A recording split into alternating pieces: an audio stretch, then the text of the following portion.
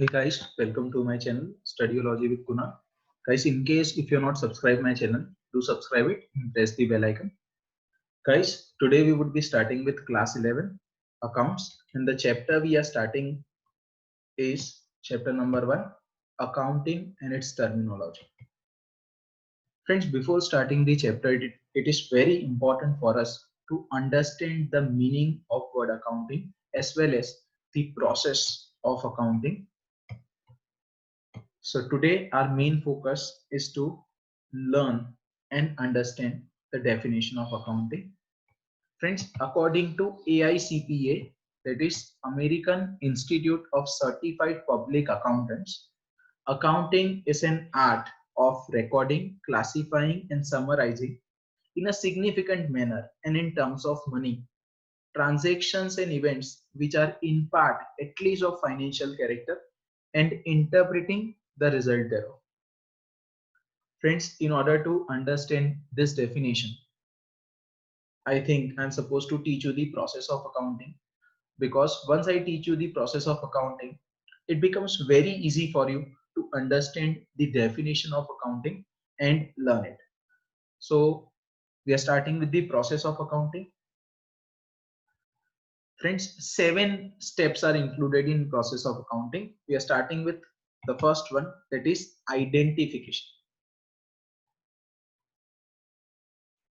Friends, the first and we can say one of the important process in accounting is to identify whether a given transaction is a business transaction or not.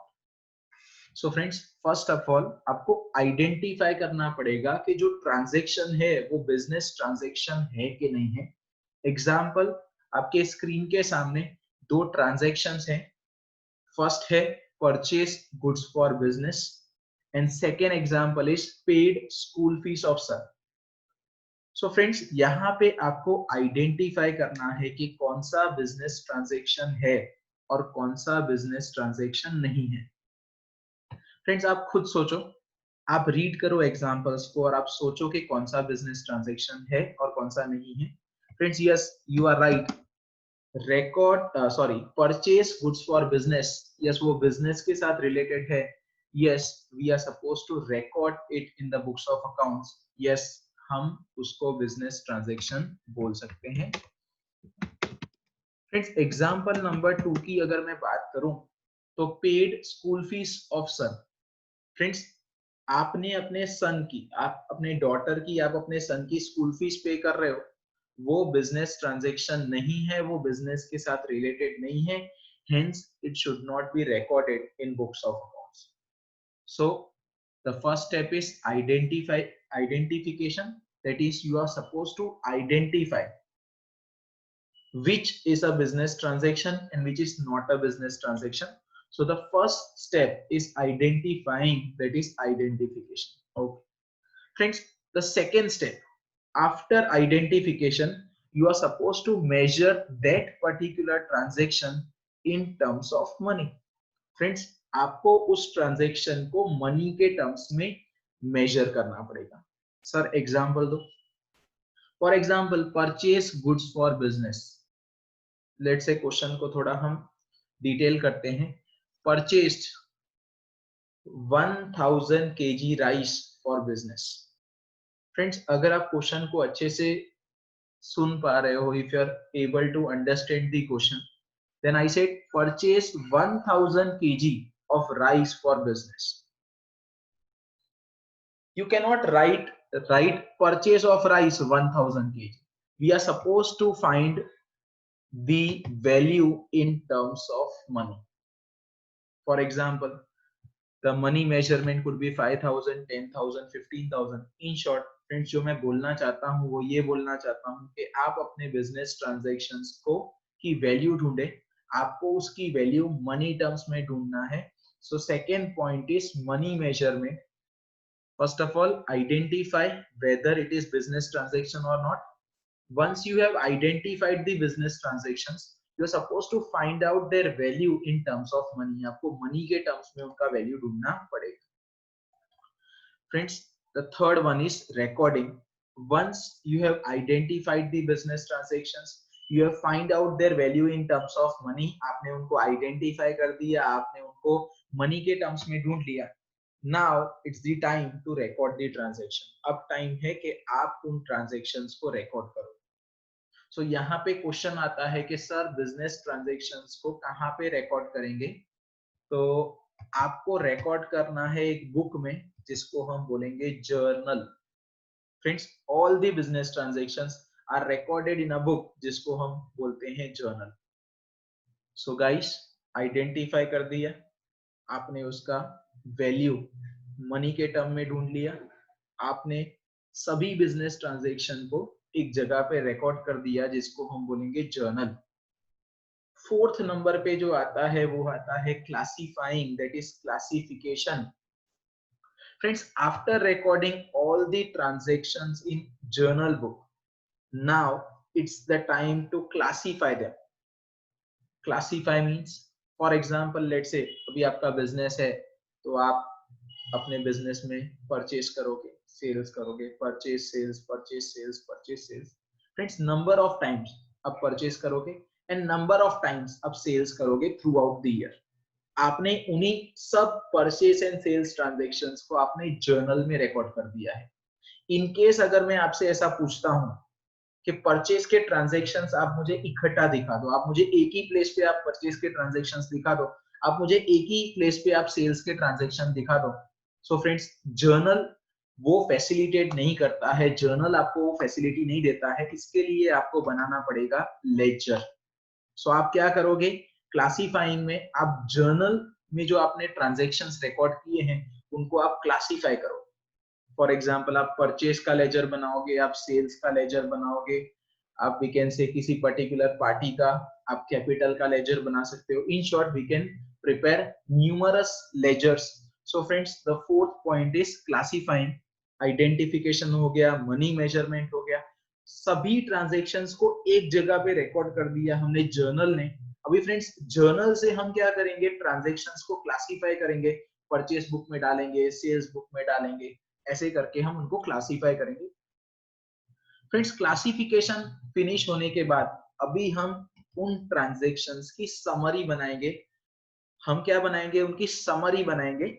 जैसे आप मुझे ये बता दो कि purchase का total कितना है, आप मुझे ये बता दो कि सेल्स का टोटल कितना है, आप मुझे ये बता दो कि ओनर ने कितना कैपिटल इन्वेस्ट किया है. फ्रेंड्स, उसको हम बोलते हैं समराइजिंग. फ्रेंड्स, समराइजिंग में ज्यादातर हम trial balance, PNL, trial balance, PNL, PNL का मतलब होता है profit and loss, and third one is balance sheet. ये तीन चीजों के ऊपर हम फोकस करेंगे जब हम समराइजिंग करेंगे. The next one is analysing and interpretation और इंटरप्रेटिंग. फ्रेंड्स, समराइजिंग करने के बाद आपके बिजनेस यूनिट में, आपके कंपनी में जो भी चार्टर्ड अकाउंटेंट होगा या तो जो भी अकाउंटेंट होगा, वो आपकी सभी बिजनेस ट्रांजैक्शंस को एनालाइज करेगा और एनालाइज करने के बाद वो आपको रिजल्ट बताएगा. सर, रिजल्ट का मतलब क्या होता है? रिजल्ट का मतलब होता है थ्रू आउट द ईयर आपने प्रॉफिट किया है कि आपने लॉस इनकर किया है, वो आपको सीए बताएगा. और सीए रिजल्ट बताने के लिए वो क्या करता है? एनालिसिस करता है, वो इंटरप्रिटेशन करता है, जिसके बाद वो आपको रिजल्ट बताएगा. और फ्रेंड्स, फाइनली स्टेप नंबर 7 पे आता है communication to stake holders. Friends, जब स्टेक होल्डर की बात आती है तो then I would say all the parties, all the interested parties or related parties to the business can be termed as stakeholders. उनको हम stakeholders बोलते हैं. फ्रेंड्स, आपने अकाउंट्स बना दिए, आपने रिजल्ट भी जनरेट कर दिया, आपको प्रॉफिट हुआ 10 लाख रुपीस का, आपको लॉस हुआ 5 लाख रुपीस का, आइदर दोनों में से एक ही हो सकता है. फ्रेंड्स, अभी आपको वो डिटेल्स, वो इंफॉर्मेशन आपको कम्युनिकेट करना पड़ेगा to the users, to the stake holders. इसका मतलब आपको ओनर्स को बताना पड़ेगा, आपको शेयर होल्डर्स को बताना पड़ेगा, गवर्नमेंट को बताना पड़ेगा, आपके क्रेडिटर्स, आपके banks, because all this parties are related to your business. That is the reason communication becomes very important. So friends, एक छोटा सा रिवीजन कर देते हैं. फ्रेंड्स, आपको यहाँ पे प्रोसेस ऑफ अकाउंटिंग में सिखा रहा हूँ जिसमें 7 स्टेप्स हैं. Number 1 is identification. फ्रेंड्स आपको ट्रांजेक्शन्स को आइडेंटिफाई करना पड़ेगा. In case if you are thinking कि each and every transaction can be a business transaction, then you are wrong. मैंने आपको एग्जांपल दिया purchase goods for business. Yes, definitely it is related to business. Yes, it is a business transaction and it should be recorded. And at the same time, अगर आप अपने बच्चों की school fee पे कर रहे हो, it is not a business transaction. It should not be recorded. Friends, business transactions को आइडेंटिफाई करने के बाद आपको उनका value in terms of money find out करना है, आपको उनका मॉनेटरी वैल्यू ढूंढना है. सो सेकेंड है मनी मेजरमेंट. थर्ड पॉइंट है रिकॉर्डिंग. फ्रेंड्स, आइडेंटिफिकेशन और वी कैन से मेजरिंग करने के बाद आपको सभी बिजनेस ट्रांजैक्शंस को रिकॉर्ड करना पड़ेगा. और फ्रेंड्स, आप जहां पे सभी बिजनेस ट्रांजैक्शंस को रिकॉर्ड करने वाले हो उसको हम बोलेंगे जर्नल. पॉइंट नंबर 4 है क्लासिफिकेशन. फ्रेंड्स, सभी एंट्रीज को जर्नल में रिकॉर्ड करने के बाद in case if you want to know कि परचेज के कितने ट्रांजैक्शंस है, सेल्स के कितने ट्रांजैक्शंस है, so friends you are suppose to classify the transaction. So आप जर्नल में से परचेज सेल्स को क्लासिफाई करोगे. उसके बाद आता है समराइजिंग. फ्रेंड्स, सभी बिजनेस ट्रांजैक्शंस को जिनको रिकॉर्ड किया गया, क्लासिफाई किया गया, अभी आप उनकी शॉर्ट समरी बना दोगे. फॉर एग्जांपल, परचेज का टोटल कितना है 5 लाख, सेल्स का टोटल कितना है 8 lakh. Friends, when we are preparing summary, we focus on trial balance, profit and loss, and balance sheet. And the final one is analysis and interpretation. The person in charge of accounts, it might be accountant, senior accountant, or chartered accountant. Friends, they will analyze the business transactions and they will find out the result. That is, आपको profit हुआ कि loss हुआ वो आपको बताएंगे. Friends, finally आपने जो business transactions को रिकॉर्ड किया है, आपने उनको क्लासिफाई किया है, समराइज किया है, इंटरप्रेट किया है. फ्रेंड्स, उन अकाउंट्स को आपको कम्युनिकेट करना पड़ेगा, उन्हीं अकाउंट्स को आपको प्रेजेंट करना पड़ेगा आपके स्टेक होल्डर्स को, रिलेटेड पार्टीज को, शेयर होल्डर्स हैं, गवर्नमेंट है, क्रेडिटर्स है, बैंक है. फ्रेंड्स, उनको आप कम्युनिकेट कर दोगे तो जो प्रोसेस ऑफ अकाउंटिंग है वो यहाँ पे हो जाता है फिनिश. फ्रेंड्स, अभी हम आ जाते हैं डेफिनेशन पे. अभी डेफिनेशन लर्न करना बहुत इजी हो जाएगा. Accounting is an art of recording.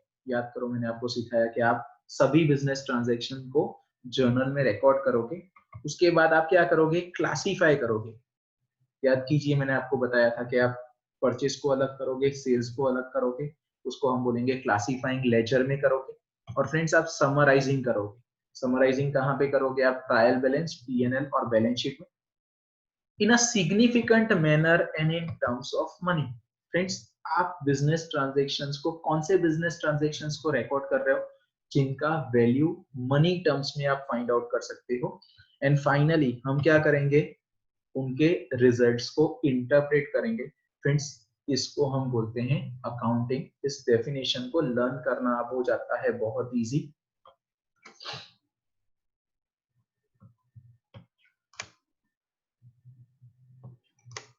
Accounting is an art of recording, classifying, summarizing. कैसे? In a significant manner and in terms of money. What? Transactions and events which are in a part at least of financial character and interpreting the result thereof. This is how you can learn the definition. Accounting is an art of recording, classifying, summarizing. How? In a significant manner and in terms of money. What? Transactions and events which are in part at least of financial character and interpreting the results thereof. This is the definition given by AICPA, that is American Institute of Public Certified Public Accountants. Friends, hope you have understood the definition of accounting. Thank you so much.